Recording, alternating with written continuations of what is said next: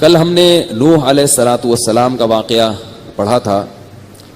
اس میں نوح علیہ الصلاۃ والسلام کے دور میں طوفان آیا اور کشتی میں 3 بیٹے ان کے، حام، سام اور یافث. یہ اگرچہ اسرائیلی روایات ہیں مگر ان کے مخالف ہماری شریعت میں کوئی دلیل موجود نہیں ہے، تو اس لیے مان لینے میں کوئی حرج نہیں ہے. اتنا تو ہے کہ اللہ تعالیٰ نے نوح علیہ السلام ہی کی ضروریت کو باقی رکھا تھا، تو ظاہر ہے انہی کے بیٹے اندر رہے ہوں گے، تو پھر کچھ بیٹے ہوں گے جو ایمان لائے ہوں گے اور وہ ان سے ہماری نسل چلی. پھر کیا ہوا ہے کہ یہ جو 40-50 لوگ تھے، یہ ان میں نوح علیہ السلام کے 3 بیٹوں کی نسل چلی اور ہوتے ہوتے پھر یہ دنیا میں پھیلتے چلے گئے. پھر کیا ہوا کہ دنیا میں یہ سفر کرتے چلے گئے، ان کی زبانوں میں اللہ نے اختلاف پیدا کر دیا، کیونکہ جو کٹ گئے نا ایک دوسرے سے تو ان کی زبانیں آہستہ آہستہ تبدیل ہونا شروع ہو گئی، رنگ تبدیل ہونا شروع ہو گئے. جن کی نسلیں ادھر ساؤتھ افریقہ کی طرف چلی گئیں، پہلے تو سب گندمی رنگ کے تھے. آدم علیہ السلام نا گندمی کلر کے تھے. گندم رنگ پتہ ہے کون سا ہوتا ہے؟ گندم کا دیکھ رہے ہو نا کیسا ہوتا ہے، نہ بالکل وائٹ اور نہ بلیک. آدم کا مطلب یہ ادم، ادم جو ہے نا، ادم، ادام عربی میں سالن کو کہتے ہیں. تو نوح علیہ الصلاۃ والسلام کے بعد جب وہ آگے نسل پوری دنیا میں پھیلی ہے تو جو ٹھنڈے علاقوں میں چلے گئے وہ آہستہ آہستہ سفید ہونا شروع ہو گئے، وائٹ. اور بعض تو اتنے سفید ہوئے کہ یہ دھوپ میں نظر ہی نہیں آتے، ٹھیک ہے نا، اتنے سفید ہو گئے. بعض جو گرم علاقوں کی طرف چلے گئے تو وہ آہستہ آہستہ دھوپ پڑتے پڑتے کالے ہونا شروع ہو گئے اور وہ ان کی جینز میں تبدیلی ہونا شروع ہو گئی. پھر وہ اتنے بلیک ہو گئے کہ وہ اندھیرے میں نظر نہیں آتے. بعض روشنی میں نظر نہیں آ رہے اور بعض اندھیروں میں نظر نہیں آ رہے. تو ایسے بہت فرق پڑ گیا اور یہ دنیا میں اتنی ساری قومیں. تو نوح علیہ الصلاۃ والسلام کے بعد پھر یہ ان کی نسل میں جو قوم پیدا ہوئی تھی وہ قوم ایک بڑی طاقتور قوم پیدا ہوئی، قوم عاد، جس کا اللہ نے قرآن میں ذکر کیا وَإِلَىٰ عَادٍ أَخَاهُمْ هُودًا. اس قوم عاد میں وہی خرابی پیدا ہوئی جو نوح علیہ السلام کی قوم میں پیدا ہوئی. یاد رکھو جہاں بھی کسی قوم میں آپ کو گمراہی نظر آئے گی اس گمراہی کے پیچھے عقیدت میں غلو، مذہب میں غلو، عقیدت میں غلو، یہ چیز اس کے پیچھے ہوگی. نوح علیہ السلام کی قوم نے بت پرستی کیوں شروع کر دی تھی؟ بزرگوں کی عقیدت میں غلو. تو قوم عاد نے بھی یہی گڑبڑ شروع کر دی، انہوں نے بھی بت پرستی شروع کر دی. اور قوم عاد ایک اور کام کیا کرتی تھی، دنیا سے بے پناہ محبت. حالانکہ یہ نوح علیہ السلام کی اولاد میں تھے سارے. کل میں نے بیان میں کوئی 9,500 سال بول دیا نوح علیہ السلام کی عمر غلطی سے. بھائی وہ 9,500 سال تو ابھی بھی زندہ ہوتے. اگر ان لوگوں کی عمریں 9,500 سال ہوتی تو ابھی ان لوگوں کے بچے ابھی ہمارے سامنے بالغ ہوئے ہوتے. ٹھیک ہے نا، تو وہ غلطی سے منہ سے نکل جاتی ہیں، ایسی چیز چلا دیا کریں. جیسے وہ میں نے ایک کلپ ہے میرا تراویح پر، تو اس میں حضرت امام شافعی 80 ہجری میں پیدا ہوئے، امام ابو حنیفہ 80 میں پیدا ہوئے تھے. امام شافعی پہ میں نے لگا دیا اس کو. اب لیکن یہ ریکارڈنگ ایسی چیز ہے کہ جو غلطی ایک دفعہ نکل گئی وہ ریورس نہیں ہوتی. فرشتے جو ریکارڈنگ کرتے ہیں نا ہماری، اس میں توبہ کر لو تو وہ مٹا دیتے ہیں. فرشتے بھی تو ایک ایک چیز نوٹ کر رہے ہیں، لیکن اس میں ہم اللہ سے توبہ کر لیں، اللہ غلطی ہوئی تو اللہ کہتے ہیں فرشتوں سے اسے کیا کرو، مٹا دو. لیکن جو ویڈیو ریکارڈنگ ہے نا یہ نہیں مٹتی، یہ نہیں مٹتی. اب ہٹا بھی دیا میں نے تو پھر بھی 10 لوگوں کے پاس چلا جاتا ہے، وہ پتہ نہیں کہاں سے کہاں بات نکل جاتی ہے.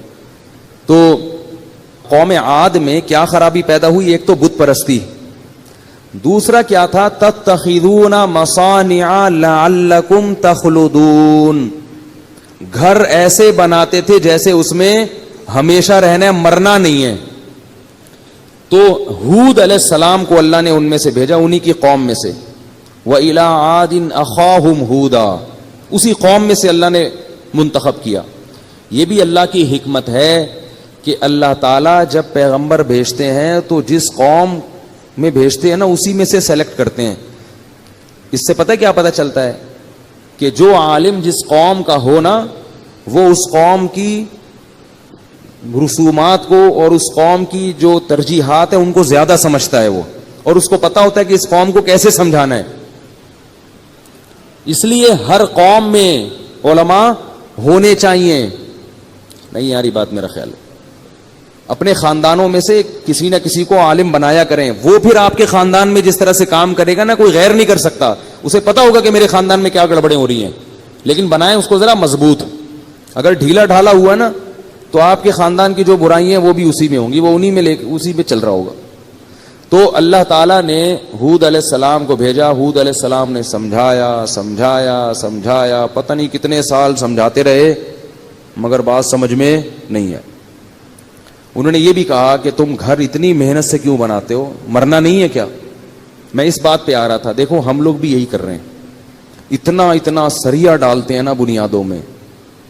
یا تو ہونا کوئی دبئی میں بلڈنگ بن رہی ہے 200 سال کے لیے, اس میں تو سریا ڈالنا سمجھ میں آتا ہے. لیکن جو رہائش کے لیے جب ہم گھر بناتے ہیں تو اس میں اتنا کروڑوں روپے کا سرمایہ پھونک دینا, اتنے مضبوط گھر بنانا. تو میں یہ کہتا ہوں کہ بھائی جتنا سریا اس میں ڈال رہے ہو اتنا اپنی ہڈیوں میں بھی ڈال لو. ہماری ہڈیوں میں کیلشیم روز بروز ختم ہو رہا ہے. لوگ کہتے ہیں یہ اولاد کے کام آئے گا. لوگ کیا کہتے ہیں؟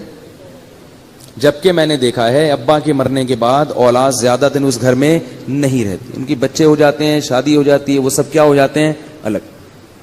میرے والد صاحب نے جو ہمارے لیے گھر بنایا تھا بڑی محنت سے, اتنا زیادہ تو نہیں مضبوط بنایا تھا, لیکن وہ کہتے تھے بھائی میں تو دنیا سے جانے والا ہوں, اپنی اولاد کے لیے کر رہا ہوں, اللہ تعالیٰ ان کی مغفرت فرمائے. لیکن ہم بھائیوں میں سے صرف ایک وہاں رہتے ہیں, باقی سارے, کیونکہ جاب کہاں لگتی ہے کسی کی, کوئی باہر چلا جاتا ہے. میں جامع تو رشید میں تھا, مجھے وہ بہت دور پڑتا تھا وہاں آنا جانا, تو میں یہاں آ گیا, کوئی بھی نہیں ہے اس میں. اب ایک میرا بھائی رہتے ہیں وہاں پہ, وہ بھی پتلی گلی سے نکلنے کے چکر میں. تو اتنی زیادہ ٹینشن نہیں لینی چاہیے, تھوڑا بہت خیال کرنا چاہیے اپنی اولاد کا, بہت زیادہ نہیں مسلط کرنا چاہیے. تو اب کیا ہے کہ اولاد کے لیے بنا رہے ہیں, پھر اولاد کیا فکر کر رہا, پھر وہ گھر بنانا شروع کرتی ہے. وہ کس کے لیے؟ اپنی اولاد کے لیے. وہ اپنے لیے پتہ نہیں کوئی کون بنا رہا ہے. تو بھائی اپنی فکر کرو, اور اتنی جتنی زندگی رہ گئی ہے تو ذاتی گھر مل جائے ٹھیک ہے, کرائے پہ مل جائے تو بھی ٹھیک ہے, بلکہ اس کے زیادہ مزے ہیں. کرائے کا فائدہ یہ ہوتا ہے کہ آپ جب چاہو, پانی نہیں آ رہا یہاں پہ تو اس گلی میں چلے جاؤ, وہاں پانی آ رہا ہے. کیا خیال ہے؟ یہاں چکن پاکس نکلے ہوئے ہیں بچوں کو, ٹھیک ہے نا, بیماری پھیلی ہوئی ہے, محلہ تبدیل کر لو. تو اتنی ٹینشن لینے کا نہیں ہے. یہ جو آج کل لوگ پاگل ہو رہے ہیں نا ٹینشن سے, میرا گھر نہیں ہے, میرا یہ نہیں ہے, میرا وہ نہیں ہے. تو میرے بھائی دولت کا مقصد تو سکون ہوتا ہے. اگر یہی سکون دولت آپ سے چھین رہی ہے, ایسی دولت کا کیا فائدہ؟ سکون سب سے بڑی نعمت ہے, اللہ کی تقدیر بھی ہے. جو نفسیاتی ڈاکٹر ڈپریشن کا علاج کرتے ہیں نا, خدا کی قسم ان کے پاس ڈپریشن کا علاج نہیں ہے. ڈپریشن کا اور اسٹریس کا علاج صرف اور صرف قرآن کے پاس ہے, صرف اور صرف. تبھی میں نے نفسیاتی ڈاکٹر بھی خوش نہیں دیکھے, وہ بھی پاگل ہوتے ہیں. ان کو یہ ہوتا ہے مریض ہی نہیں آ رہا ہمارے پاس, اسی میں ڈپریشن کے جو ہے نا مریض بن جاتے ہیں, یار کوئی بندہ ہی نہیں آ رہا. تو قوم عاد نے ہود علیہ السلام کی بات نہ مانی. تو ہود علیہ السلام نے ان کو یہ بھی کہا وَاذْكُرُوا إِذْ جَعَلَكُمْ خُلَفَاءَ مِن بَعْدِ قَوْمِ نُوحٍ, اس وقت کو یاد کرو اللہ نے تمہیں خلیفہ بنایا ہے نوح علیہ السلام کی قوم کے بعد, تم ان کے جانشین ہو. تو جو انجام ان کا ہوا تھا وہی انجام کہیں تمہارا بھی نہ ہو جائے. لیکن یہ کیا کہتے تھے, من اشد منا قوہ, ہم سے زیادہ طاقتور دنیا میں کوئی بھی نہیں. تو اللہ نے پھر ان پر عذاب بھیجا. کیسا عذاب آیا؟ سورہ حاقہ میں اس کو بیان کیا ہے.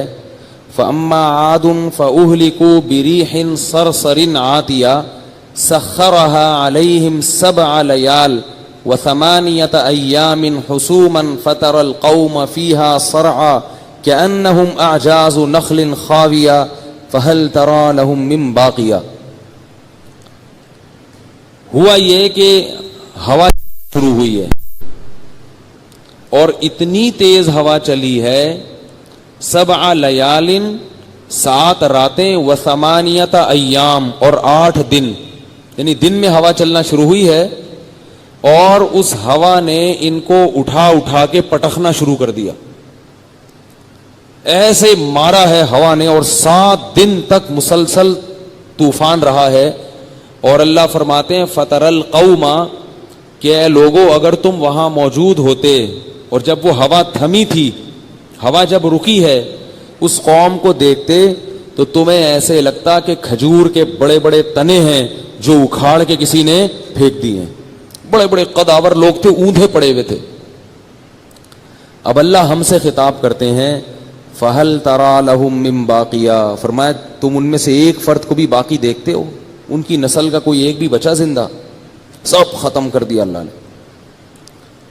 اب ہوا کا عذاب کیوں دیا, اس میں کیا حکمت تھی؟ بھائی نوح علیہ السلام کی قوم پہ کون سا عذاب آیا؟ پانی کا, پانی نے غرق کر دیا. ہوا کا عذاب کیوں؟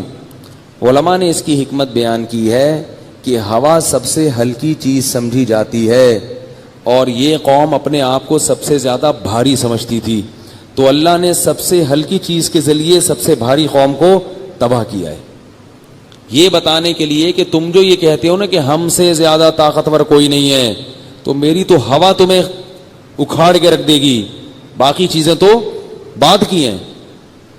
تو اللہ اگر ہوا کو بے لگام کر دے تو ہم اور آپ اس کے سامنے نہیں ٹھہر سکتے. اس لیے بھائی اللہ کی نافرمانی سے بچنا چاہیے.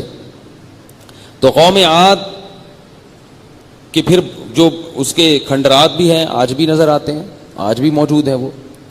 پھر کیا ہوا کہ قوم عاد میں جو بچ گئے تھے ایمان والے, ان کی نسل آگے چلی ہے, اور پھر ان میں کون سی قوم پیدا ہوئی ہے؟ قوم سمود. فرمایا کہ وَإِلَىٰ ثَمُودَ أَخَاهُمْ صَالِحًا, سمود, قوم سمود میں اللہ نے کس کو بھیجا؟ صالح علیہ السلام میں. یہ لوگ بھی شروع میں صحیح چلے ہیں, ہوتے ہوتے پھر آہستہ آہستہ کیا ہونے لگے؟ خراب. جیسے ہماری بھی ہر آنے والی نسل پہلے سے زیادہ خراب ہے. ہم اپنے باپ داداؤں کو دیکھتے ہیں تو وہ دین پہ زیادہ تھے, اس دور کی نسل کو دیکھتے ہیں تو دین سے دور ہیں. اگلی نسل کی پیشگوئی کیا ہے کہ وہ دین سے اور زیادہ دور ہوگی, کیونکہ شیطان تو لگا ہوا ہے نا اپنے کام میں. اور شیطان کی 2 قسمیں ہیں, قرآن نے بیان کی ہے, من الجنتی والناس, کچھ جنات میں سے ہوتے ہیں اور کچھ انسانوں میں سے بھی ہوتے ہیں. تو انسانوں والے شیاطین کون سے ہیں؟ وہ ہے میڈیا, ڈرامے دکھا کے, فلمیں دکھا کے, اور ایسے پیغام آپ کو دیتا ہے, ایسے میسج دیتا ہے کہ آپ مذہب سے آہستہ آہستہ دور ہو جائیں.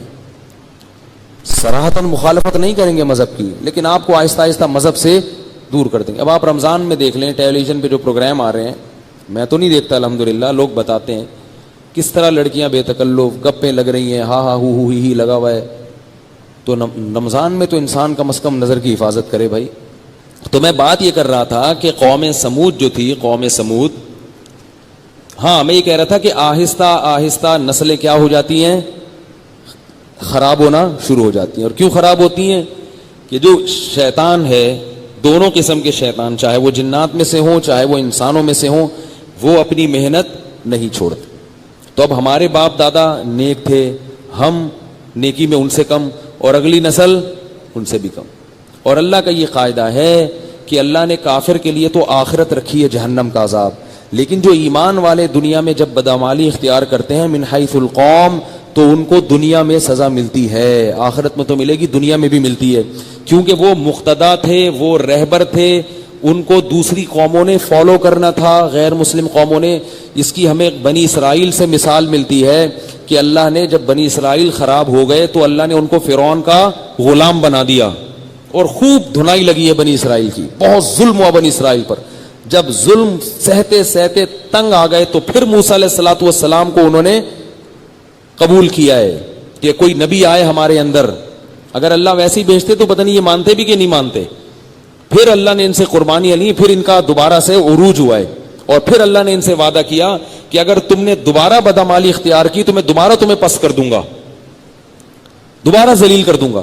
پھر اللہ نے ایک دفعہ ذلیل کر کے دوبارہ ان کو عزت دی, اور پھر دوبارہ جب ان کا زوال ہوا تو اللہ نے کہا کہ اب تمہیں دوبارہ عزت کبھی بھی نہیں ملے گی, قیامت تک تم پر کوئی نہ کوئی مسلط رہے گا.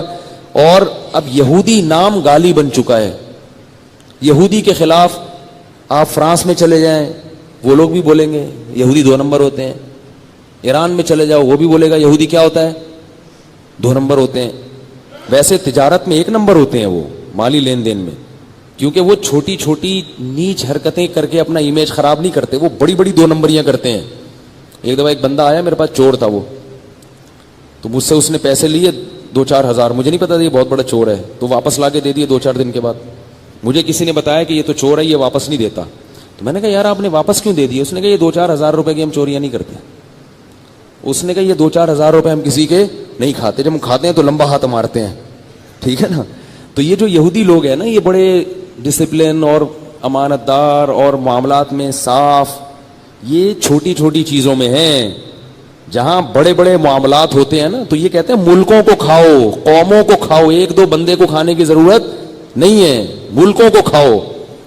سمجھ رہے بات کو؟ تو یہی حال کہ نسل آہستہ آہستہ خراب ہونا شروع ہو جاتی ہے. تو یہی حال کس کا ہوا؟ قوم سمود کا بھی. آہستہ آہستہ برائی آئی, اور وہی برائیاں ان میں بھی آ گئیں جو پہلے قوموں میں تھی. وہ برائی کیا؟ بت پرستی, عقیدت میں غلو. اب صالح علیہ السلام نے آ کے ان کو سمجھایا, سمجھاتے رہے سمجھاتے رہے سمجھاتے رہے. اور بھی برائیاں تھیں اس قوم میں. تو وہ قوم کیا کہنے لگی, کوئی معجزہ دکھاؤ, معجزہ دکھاؤ کہ آپ اللہ کے نبی. اور یہ بھی تانے دیتے تھے, یا صالح قد کنت فینا مرجوا قبل هذا اتنهانا ان نعبد ما يعبد آباؤنا او ان نفعل فی اموالنا ما نشاء. وہ حرام بھی کماتے تھے, دھوکہ دیتے تھے. تو صالح علیہ السلام نے کہا کہ بھائی تم حلال کماؤ نا, یہ تم جھوٹ اور دھوکے سے کام کیوں لے رہے ہو, حلال کماؤ. تو انہوں نے پتہ ہے صالح علیہ السلام کو کیا تانا دیا؟ صالح علیہ السلام کو انہوں نے یہ تانا دیا, قد کنت فینا مرجوا قبل هذا. اے صالح, تیری صلاحیتوں کو دیکھ کے لگتا تھا کہ تو ہماری قوم کا معاون اور مددگار بنے گا, قومی ترقی کا ذریعہ بنے گا. نہیں یاری بات میرا خیال ہے. جیسے ماں باپ میں کوئی بچہ بڑا ذہین ہو اور وہ مولوی بن جائے, تو ابا کیا کہتے ہیں, یار میں تو سمجھ رہا تھا کہ یہ ہمارے خاندان کی ناک کیا کرے گا, اونچی کرے گا, یہ بنے گا ڈاکٹر, یہ بنے گا انجینئر, یہ بنے گا سائنسدان, یہ پیسہ کمائے گا, ہمیں یہاں سے نکال کے ڈیفنس میں لے کے جائے گا, پھر ڈیفنس سے اڑا کے امریکہ میں شفٹ کرا دے گا. اور یہ کیا کر گیا, یہ مولوی بن گیا, ٹھیک ہے نا, یہ تبلیغ میں نکل گیا, یہ 4 مہینے لگا کے آ گیا. اب یہ کہہ رہے اللہ سے ہوتا ہے, غیر اللہ سے کچھ نہیں ہوتا. نماز پڑھو, روزہ رکھو, امی پردہ کیا کرو, بہن کو بھی پردہ کرایا کرو. تو والدین کیا کہیں گے, یار یہ کیا ہو گیا بھائی, ہم کدھر لے کے جا رہے تھے اور یہ کدھر کو جا رہا ہے. تو بھی آئی نہیں. یہی الفاظ کس کے تھے, ہمارے جاننے والے تھے, ایک ہی بیٹا تھا ان کا, بیٹے سے بڑی امیدیں لگا کے رکھی ہوئی تھیں, تو وہ داڑھی بھی رکھ لی. یہ نہیں کہ دنیا چھوڑ دی اس نے, تعلیم میں بھی آگے تھا, مگر نماز روزہ بھی شروع کر دیا. تو اس کے بارے میں اس کے گھر والے کہتے تھے, ایک ہی انڈا وہ بھی گندا, ایک ہی انڈا وہ بھی گندا نکلا. تو یہ کہتے تھے. تو صالح علیہ السلام کو قوم نے کیا کہا, قد کنت فینا مرجوا قبل هذا, بڑی امیدیں تھی ہمیں تم سے, اتنہانا ان نعبد ما یعبد آباؤنا, تم ہمیں ہمارے باپ دادا کی رسومات سے ہٹا رہے ہو, ہماری خاندانی رسومات. تم ہمیں یہ کہہ رہے ہو جیسے آج کل کوئی بن جائے نا کہ بارات نہیں کرو, جہیز نہیں لو, تو والدین کیا کہتے ہیں, تو کیوں نیا آیا ہے کیا, تو مریخ سے آیا ہے.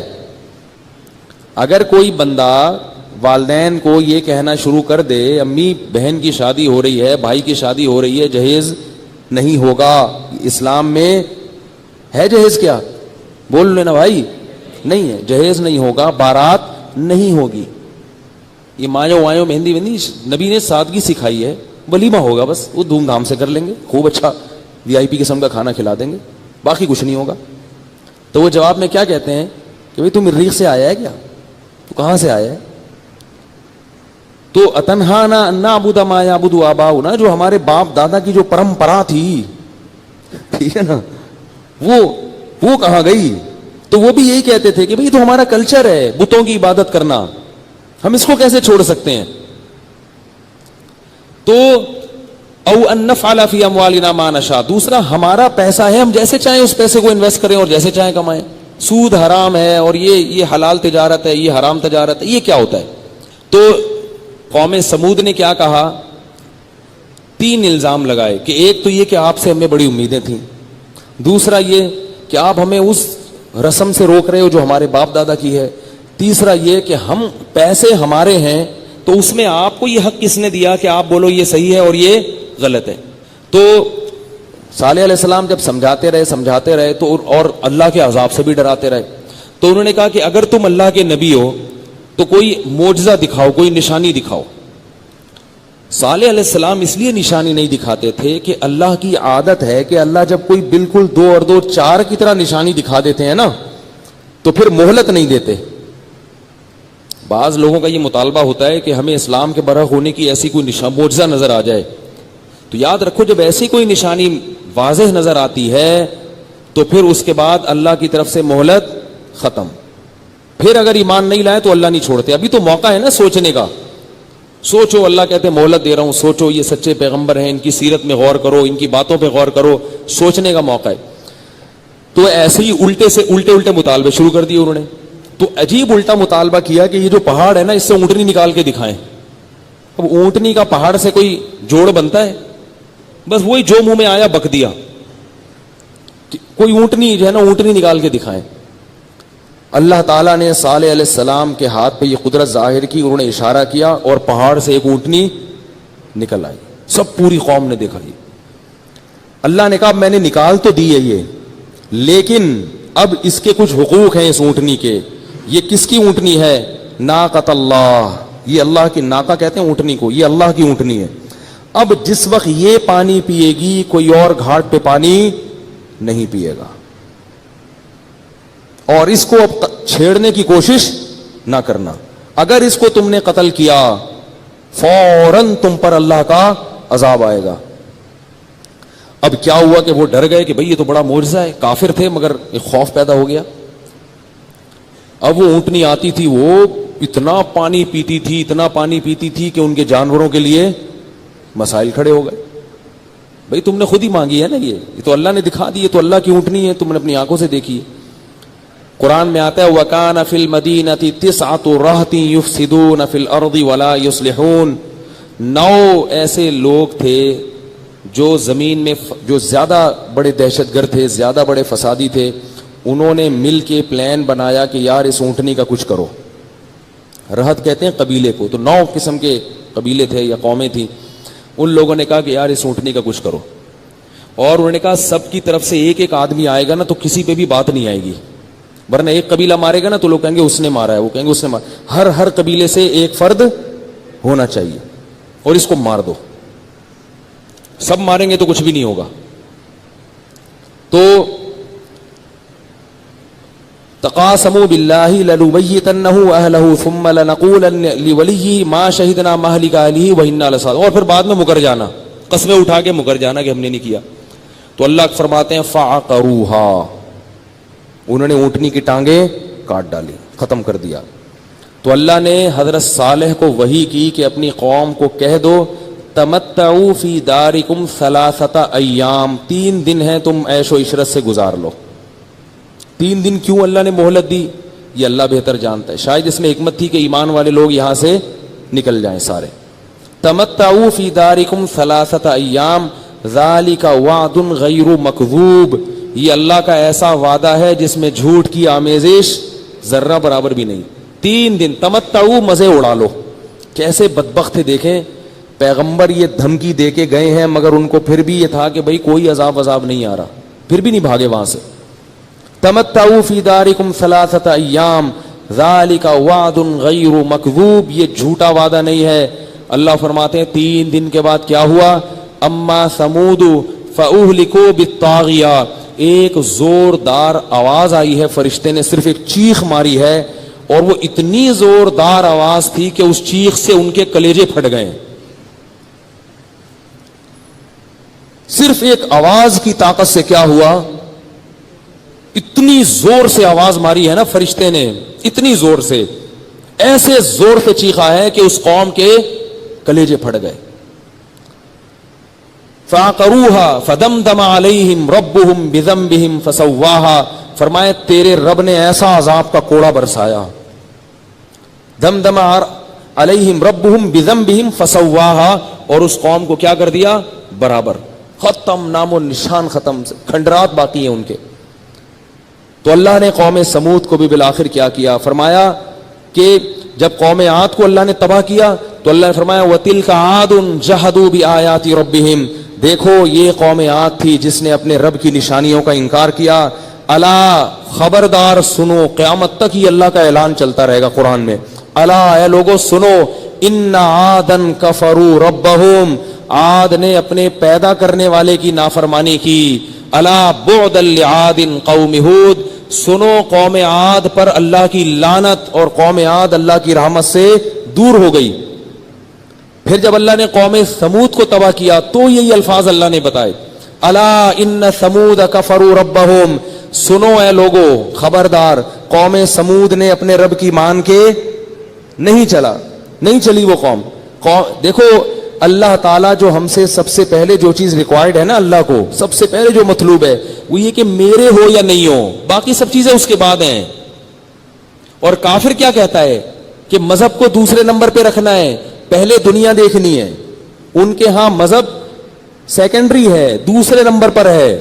کوئی چرچ چلا جائے ٹھیک ہے، نہیں جائے تو بھی ٹھیک نہیں ہے، لیکن پہلے کیا ہے کہ آپ کیا کماتے ہیں، کیا کھاتے ہیں، آپ کا بزنس کیسا ہے۔ اور اللہ کہتے ہیں کہ پہلے کون ہے؟ میں ہوں، اس کے بعد باقی سب ہیں، میں نے بنایا ہے، یہ زبان میں نے دی، یہ آنکھیں میں نے دی، یہ کان میں نے دیا، اور یہ ماں کی چھاتیوں میں دودھ میں نے پیدا کیا۔ اخرجکم من بطون امہاتکم لا تعلمون شیئا، سورہ نحل میں یہ بھی فرمایا کہ وہ رب تمہیں تمہاری ماں کے پیٹ سے باہر نکالتا ہے، لا تعلمون شیئا، اس وقت تمہیں دنیا کی کچھ بھی خبر نہیں ہوتی، تمہیں کچھ پتہ نہیں ہوتا کس پانی پہ مجھے بنایا گیا، کیسے اس پانی پہ میری آنکھ، ناک، کان، دل، دماغ، جگر، گردے، پھیپھڑے، کلیجی یہ ڈیزائن کیے گئے، پھر کیسے میرے دل کی موٹر میرے سینے میں لا کے جکڑ دی گئی اور وہ کیسے پمپ کر رہی ہے۔ اللہ فرماتے تمہیں جب ہم نے دنیا میں لائے نا تو تم بن کے اسٹرکچر پورا تیار ہو چکا تھا، لیکن تمہیں کچھ بھی پتہ نہیں تھا کہ کون ہے بنانے والا اور کون ہے کھلانے والا، یہ ماں کی چھاتیوں میں دودھ کہاں سے آ رہا ہے کچھ بھی نہیں جانتے تھے۔ یہ سارے کام میں کر رہا تھا۔ آج ایک نعرہ بہت لگایا جا رہا ہے، وہ یہ ہے کہ پہلے انسانیت کا رشتہ ہے اور اس کے بعد مذہب کا رشتہ ہے۔ یہ خوب سمجھیں، یہ بھی میڈیا کا ایک شیطانی کام ہے۔ میڈیا کیا نعرہ لگاتا ہے کہ پہلے کون سا رشتہ ہے؟ انسانیت کا، پھر کون سا رشتہ ہے؟ مذہب کا۔ لہذا ہم قانون سارے انسانوں کو دیکھ کے بنائیں گے، اور سارے انسان مسلمان نہیں ہیں، مذہب کو بعد میں دیکھا جائے گا، کیونکہ مذہب لوگوں کے کیا ہوتے ہیں؟ مختلف۔ لہذا اگر ہم انسان کی مفاد میں قانون بنائیں گے، اس میں اگر کسی مذہب کے مفاد پر، کسی کے مذہب کے مفاد پر زد پڑتی ہے تو پڑتی رہے۔ نہیں آ رہی میرا خیال ہے بات؟ یعنی وہ یہ کہتے ہیں کہ اگر ہم سارے انسانوں کو دیکھ کے قانون بنائیں گے نا، اس سے اگر مسلمانوں کے مفاد پہ زد پڑتی ہے تو پڑتی رہے، کیونکہ کسی کے مذہب کو رعایت پہلے انسان بعد میں کیا ہے؟ بعد میں ہم مسلمان ہیں۔ یہ غلط ہے، یہ 100% غلط ہے۔ وجہ اس کی یہ ہے کہ انسانوں کا رشتہ پہلے نہیں ہے، پہلے خالق اور مخلوق کا رشتہ ہے۔ پہلے ہم مخلوق ہیں، بعد میں انسان ہیں۔ نہیں آ رہی میرا خیال ہے بات؟ ہم مخلوق ہیں۔ مخلوق کسے کہتے ہیں؟ کریٹڈ، بنے ہوئے۔ پہلے کسی نے ہمیں بنایا ہے، ہم بنے ہوئے ہیں، اس کے بعد پھر اس کا احسان ہے کہ ہمیں جانور نہیں بنایا، اس نے کیا بنا دیا؟ انسان۔ تو پہلا رشتہ کس کا ہے؟ خالق اور مخلوق کا۔ یہی اللہ کا دعویٰ ہے قرآن میں کہ پہلے خالق ہے، انسانیت بعد میں ہے۔ لہذا ہر انسان کو خوش رکھنے کی کوشش کرو، چاہے وہ کافر ہو چاہے وہ مسلمان ہو، لیکن اگر کسی انسان کو فالو کرنے میں یا کسی انسان کو منانے میں خالق ناراض ہو رہا ہے تو پھر اس انسان کو ناراض کر دو، خالق کو ناراض مت کرو۔ اب اگر آپ ایسا قانون بنا رہے ہیں جس میں انسانیت کا تو فائدہ ہے مگر مذہب کا نقصان ہے، تو مذہب کا نقصان در حقیقت کس کے ساتھ زیادتی ہے؟ خالق کے ساتھ، کیونکہ مذہب یہ کسی کا ذاتی نہیں ہے۔ ان الدین عند اللہ الاسلام، اللہ کے ہاں کون سا دین برحق ہے؟ اسلام، وہ اللہ کا دین ہے۔ تو آپ کوئی ایسا قانون نہیں بنا سکتے جس سے اس کائنات کا خالق آپ سے ناراض ہو جائے. بات نہیں آ رہی میرا خیال ہے. اس کی مثال دیتا ہوں میں. دیکھو غیر مسلم کیا کہتے ہیں, زنا کی وہ اجازت دیتے ہیں. کیوں؟ وہ کہتے ہیں جب لڑکا راضی لڑکی راضی دونوں خوش ہیں تو اس میں کسی پر کوئی زیادتی نہیں ہو رہی, کوئی ظلم نہیں ہے. ٹھیک ہے نا. اسلام کیا کہتا ہے, اگر وہ دونوں راضی ہوں اور زنا کر لیں چوک پہ کھڑا کر کے کیا کرو ان کو 100 کوڑے لگاؤ. اب انسانیت کا فائدہ بظاہر اس میں ہے کہ ان کو کوڑے نہ مارے جائیں. بھائی کوئی زیادتی نہیں کی, وہ بھی راضی وہ بھی خوش. اور اگر وہ اپنی خواہش پوری نہ کرتے ڈپریشن کے مریض بن جاتے, بلڈ پریشر کی گولیاں کھاتے. کیا خیال ہے, جب انسان کی ایک خواہش پوری نہیں ہوتی تو ظاہر ہے اس کو روکنا پڑتا ہے, بریک لگانی پڑتی ہے, وہ پریشان ہوتا ہے. کیا خیال ہے؟ تو پریشان, تو لہذا انہوں نے قانون سازی کی. انہوں نے کہا بھائی پریشان ہو رہے ہیں تو کیوں پریشان کریں ہم لوگوں کو, اگر وہ راضی ہیں تو ہونے دو بھائی. اولاد پیدا کرنا ان کا ذاتی معاملہ ہے, بچہ پیدا کریں نہ کریں ان کی مرضی, حمل باقی رکھیں ضائع کریں ان کی مرضی. وہاں یہ سب قوانین ہیں. ہمارے ہاں شریعت میں ایسا نہیں. اللہ کہتے ہیں دونوں نے خوشی خوشی بھی زنا کیا ہے اور پکڑے گئے, تمہیں پتہ چل گیا, شادی شدہ تھے تو زمین میں گاڑ کے پتھروں سے مار دو ان کو, اور اگر کنوارے تھے تو چوک پہ کھڑا کر کے 100 کوڑے لگاؤ. وَلَا تَأْخُذْكُمْ بِهِمَا رَأْفَةٌ فِي دِينِ اللَّهِ, اور اللہ کی حد جاری کرنے میں تمہیں نرمی سے کام لینے کی اجازت نہیں ہے. اب جو لوگ یہ کہتے ہیں کہ انسانیت پہلے ہے وہ اس قانون کو مانیں گے؟ کہیں گے نہیں بھائی یہ نہیں ہے, اتنے تو کوڑے لگ رہے ہیں, پتھروں سے مار کے ہلاک کر رہے ہیں, یہ کیا سر. لیکن جو کہتے ہیں کہ پہلے رشتہ کون سا ہے, خالق اور مخلوق کا, تو یہ زانی تو خوش ہو رہا ہے, زانیہ بھی خوش ہو رہی ہے, لیکن ناراض کون ہو رہا ہے؟ اللہ. وہ کیا کہتا ہے, ان اللہ لا یأمر بالفحشاء, اللہ بے حیائی کو کبھی پسند نہیں کرتا. اللہ کو زمین پہ بے حیائی پسند نہیں ہے, اور زنا کو اللہ نے بے حیائی قرار دیا ہے. فرمایا تم انسان ہو, نکاح کر کے رہو, بغیر نکاح کے کسی عورت کے قریب جانے کی تمہیں اجازت, بولو بھائی, نہیں ہے. نہ آنکھوں کا زنا کرنے کی اجازت, نہ کانوں کا زنا کرنے کی اجازت, نہ زبان سے زنا کرنے کی اجازت. تو اب جو اللہ کو مانے گا نا, جو خالق کے رشتے کو مانتا ہے, وہ کیا کہے گا کہ بھائی زانی کی ٹھکائی لگنی چاہیے. پہلے کون ہے؟ خالق. اور اس نے بتا دیا کہ مجھے اتنی ترجیح دینی ہے کہ والدین پر بھی مجھے ترجیح دی جائے گی. تو انسانیت کے رشتہ میں سب سے اہم ترین انسان کون ہوتا ہے؟ والدین ہوتے ہیں نا. بھائی سب سے زیادہ آپ کی زندگی میں احسان کس کا ہوتا ہے؟ والدین کا. تو اللہ نے نبی کی زبان سے کہلوا دیا, لا طاعۃ لمخلوق فی معصیۃ الخالق, خالق کو ناراض کرنے میں کوئی کسی مخلوق کی اطاعت جائز نہیں, چاہے والدین ہی کیوں نہ ہو, ان کی ماننا بھی جائز نہیں ہے. بالکل ان کو بھی آپ, بلکہ مستحب چیزوں میں جہاں شریعت نے ترغیب دے دی ہے وہاں اگر والدین روکتے ہیں تو بھی علماء کہتے ہیں کہ وہاں والدین کی اطاعت لازم نہیں ہے. جہاں شریعت نے ترغیب دی ہے نا کہ یہ کرو اور والدین خام میں منع کریں آپ کو, وہاں بھی نہیں ہے, وہاں بھی آپ کر سکتے ہیں کیونکہ شریعت نے کہا ہے. تو اس لیے یہ جو انبیاء بار بار بیان کرتے ہیں نا, وہ کس کا تعارف کرواتے ہیں, انٹروڈکشن کس کا کرواتے ہیں؟ خالق کا. تو اللہ فرماتے ہیں ہم نے قوم سمود کو کیا کر دیا؟ تباہ و برباد کر دیا. اور اللہ نے پھر تباہ و برباد کرنے کی جب قوم عاد کو تباہ کیا تو فرمایا تلک عاد, دیکھو یہ تھے عاد, جحدوا بآیات ربہم کفروا بربہم, اپنے رب کا انکار کیا اور کیسے یہ تباہ ہو گئے. وَأُتْبِعُوا فِي هَذِهِ الدُّنْيَا لَعْنَةً, اس دنیا میں بھی ان پر اللہ کی طرف سے لعنت ہوئی اور آخرت میں بھی تباہ و برباد ہو گئے. پھر قوم سمود کا یہی حشر ہوا ہے